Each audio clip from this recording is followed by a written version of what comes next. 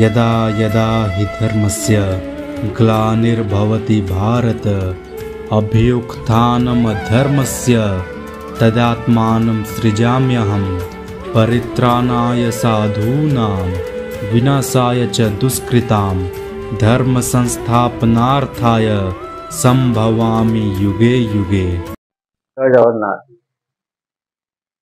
आज तो आलोचना करवा मिथुन मासरे शून्य शब्द आम सब आगुरी आलोचना करते पुणी महापुरुष कहते मिथुन मासरे कौन हम गोटे शून्य शब्द किंतु समस्ते जापर ना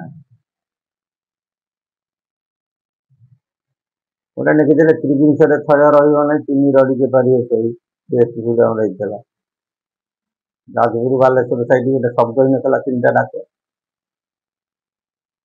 सेमती तीन थर सेमती डाक हम ना आ गोटे आगु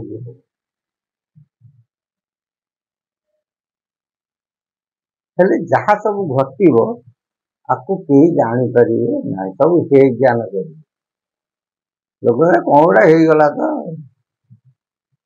बहुत विपद आसे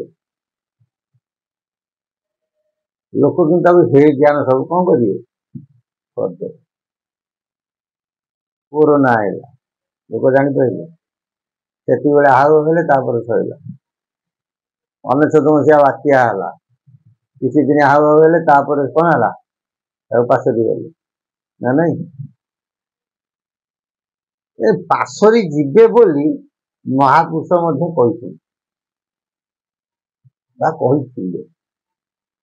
महापुरुष कहते एते कषण चेती न पारे मुखे न पाइबे हरि नाना कलबल कपाले फल दंड देवे दंडधारी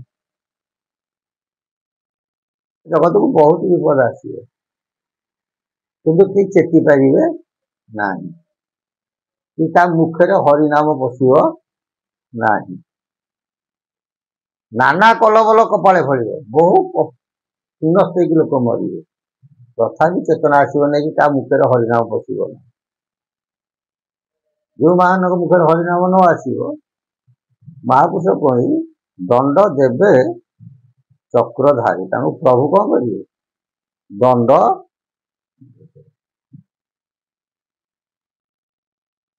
जे चेई थोई सब ताकू उठेले सी कौन उठिब ना जहाँ निज हो शोई पड़ हल से कौन हो बिड़ उठिब जे गाले की शोथब तुम जिते हल कौन हम से गड़ी जाऊ तो आखि बुझी अने हो कि अने तेणु जो मैंने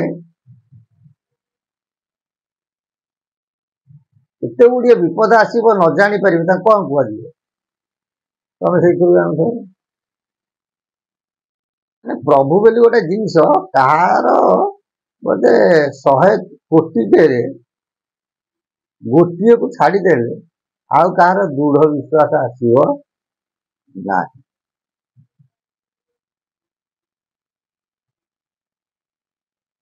नहिब नहिब हुरी पड़ हेड़े काटी संसार कह किसी हम ना सब हेड़े दिन काटे आ जिते हम से किसी जापर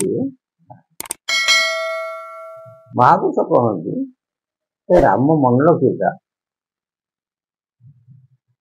मिथुन मास पड़ मान कौ मास आषाढ़ मास बुझे आषाढ़ मसरे गोटे भयंकर शब्द मत मंडल पड़े बुझे क्यों अंक हम शिव शास्त्र महापुरुष जिते गुड़िया लिखिं भविष्य मारिका ता भर मन रखा शिव कल्पति हूँ सार जमी सकल शास्त्र भागवत सब गुड़िक शास्त्र समष्टि होती किए ଶ୍ରୀମଦ ଭାଗବତ। ଭାଗବତରେ ଯାହା ଅଛି ଭାଗବତ ଭିତରେ, ଅଷ୍ଟାଦଶ ପୁରାଣ ଭିତରେ ସେଇଆ। ସେମିତି ଯୋଉ 300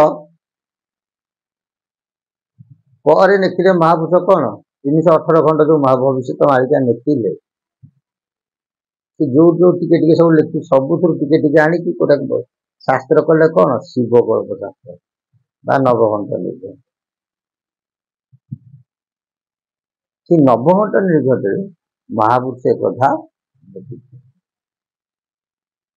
ରାମକୁ କହୁଛନ୍ତି, ରାମ ମିଥୁନ ମାସରେ କଣ ହବ, ଗୋଟେ ଶୂନ୍ୟ ଶବ୍ଦ ହବ।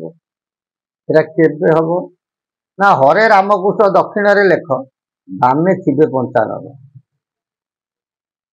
ମିଥୁନ ମାସରେ ଶୂନ୍ୟ ଶବ୍ଦ ହେବ, ଜାଣିବେ ଭକ୍ତ ଗଣ।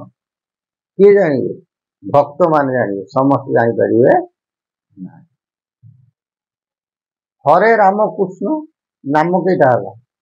3ଟା। ଅକ୍ଷର କେତେ ହଉଛି? 6ଟା ନା। ତାକୁ 3 ନାମ 6ଟା ବୋଲି ମଧ୍ୟ କୁହନ୍ତି।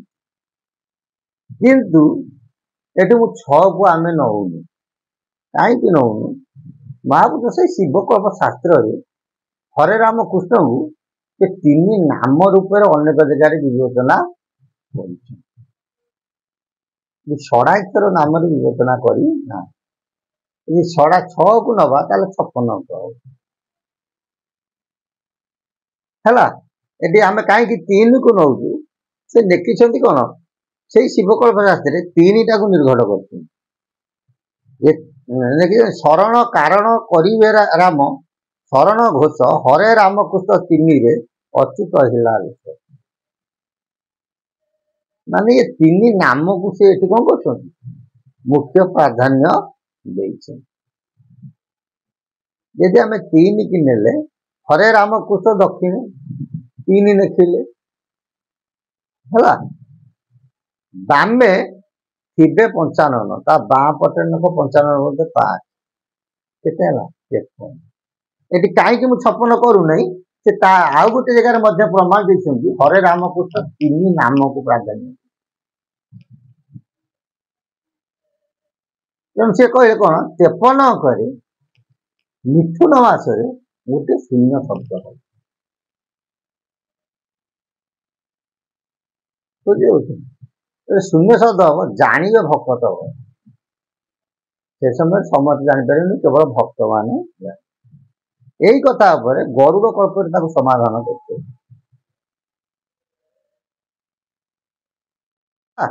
ବୋଲେ 53 ଅଙ୍କରେ ଯେତେବେଳେ ଶବ୍ଦ ହବ, ସେ ସମୟରେ ଯୋଉମାନେ ଚେତୁଆ ଭକ୍ତ, ତାଙ୍କ ଧୀରେ ଧୀରେ କଣ ହବ, ଚେତନା ଫେରିବ ଏବଂ ସେ ଶବ୍ଦ ଶୁଣିକି ଚେତନା ଫେରିବ ଏବଂ କଣ ହବ, ତାଙ୍କର କଳା ପରିପ୍ରକାଶ। ମହାପୁରୁଷ ସେଥିପାଇଁ ଏ କଥା କହିଲେ, ହରେ ରାମକୃଷ୍ଣ ଦକ୍ଷିଣରେ ଥିବେ, ବାମେ ଥିବେ 55, ମିଥୁନ ମାସରେ ଶୂନ୍ୟ ଶବ୍ଦ ହେବ, ଜାଣିବେ ଭକ୍ତ। କାହା 53 ଅଙ୍କ ନା, ଅନନ୍ତ ମାଧବଙ୍କର 53 ଅଙ୍କରେ ଏଇ ଘଟଣା ମାନ ଘଟେ। ତାହେଲେ ଅନନ୍ତ ମାଧବ କିଏ ଅଛି? ତେଣୁ ଅଚ୍ୟୁତାନନ୍ଦ ମହାପୁରୁଷ ସଖା ଅଙ୍ଗରେ ଲୀଳା, ସଖା ବୋଲନ୍ତି ଶ୍ରେଷ୍ଠ ସଖା ହଉଛନ୍ତି ଅଚ୍ୟୁତ। ତେଣୁ ଅଚ୍ୟୁତଙ୍କ ଦେହରେ କଣ ହେଲେ, ତାଙ୍କ 14 ଜନ୍ମରେ, ଚତୁର୍ଦଶ ଜନ୍ମରେ ଠାକୁର କଣ ହେଇଯିବେ, ତାଙ୍କ ଦେହରେ ଲୀନ ହେଇଯିବେ। ବୁଝିଯାଉଛି ନା? ଲୀନ ହେଇଗଲେ ସେ ସେଠି କଣ ହେଇଯିବେ, ଅନନ୍ତ ମାଧବ ହେଇଯିବେ। ମାନେ ହରିହର 2 ଜଣ ଅଚ୍ୟୁତଙ୍କ ଦେହରେ ଲୀନ। ଅନନ୍ତ ବୋଲନ୍ତେ ଶିବ, ବୁଝିଯାଉଛି, ମାଧବ ବୋଲନ୍ତେ କୃଷ୍ଣ ନାରାୟଣ। ହରିହର ଏକ ରୂପରେ କଣ ହେବେ, ବିହାର କରିବେ, ଗୋଟିଏ ସରିବେ। ତମେ ଅନନ୍ତ ମାଧବ କହିପାର, ଅନନ୍ତ ଗୋପାଳ ମଧ୍ୟ। ଆଗରୁ କହିଛୁ ମାଧବ ହଉଛନ୍ତି 5 ପ୍ରକାର, ଅନନ୍ତ ମାଧବ, ଦୁର୍ଗା ମାଧବ, ନୀଳ ମାଧବ, ନା ନାଇଁ, ଡାଲୁ ମାଧବ ଏବଂ ମାଧବ। ଏଇ ପ୍ରକାର କଣ ହେବେ, 5 ମାଧବଙ୍କ ଭିତରେ ଇଏ ଅନନ୍ତ ମାଧବ କଣ, ଅନନ୍ତ ମାଧବଙ୍କର 53 ଅଙ୍କରେ ଏଇ ଘଟଣା ଘଟିବ ବୋଲି ମହାପୁରୁଷ ମଧ୍ୟ ପ୍ରମାଣ ଦେଇଛନ୍ତି। ଆଉ ଗୋଟେ ମନେ ରଖିଥା ଅଚ୍ୟୁତଙ୍କର ଚତୁର୍ଦ୍ଦଶ ଜନ୍ମ ଇଏ ନାଁ କଣ ହବ ମହାପୁରୁଷ ମଧ୍ୟ କଣ ଥିବ ମହାପୁରୁଷ ଲେଖିକି ଯାଇଛି କିନ୍ତୁ ତାକୁ ସମସ୍ତେ ଜାଣିପାରିବେ ନା ବୁଝିପାରୁଛ ନା ସେ ଶେଷ ସମୟରେ କଣ ହେବେ ପରିପ୍ରକାଶ ହେବେ ସେ ଯେତେବେଳେ ପରିପ୍ରକାଶ ହେବେ ଏ ଦ୍ୱାଦଶ ଅଚ୍ୟୁତଙ୍କର କଳା କଣ କରିବେ ସ୍ମରଣ କରି ନେଇଯିବେ ହଉଛି ନା ସ୍ମରଣ କରି ନେଇଗଲା ବେଳକୁ ଇଏ ଭକ୍ତ ହେଇଯିବେ ଯାହା ସେଠି ଲୀଳା ହବା କଥା ହବ ଆଉ ତେଣୁ ସେ ଯାହା ହଉ ତେପନଙ୍କର ଏଇ ଘଟଣା ଘଟିବ ବୋଲି ମହାପୁରୁଷ ଅଚ୍ୟୁତ ଆମ ଶିବକର୍ମ ଶାସ୍ତ୍ରରେ ଆମକୁ କଣ କରିଛନ୍ତି ପ୍ରମାଣ ଦେଇଛନ୍ତି ଜୟ ଜଗନ୍ନାଥ ପ୍ରଭୁଙ୍କ ସଦିଚ୍ଛା ପୂର୍ଣ୍ଣ ହଉ ଭୋଲାନନ୍ଦ କବା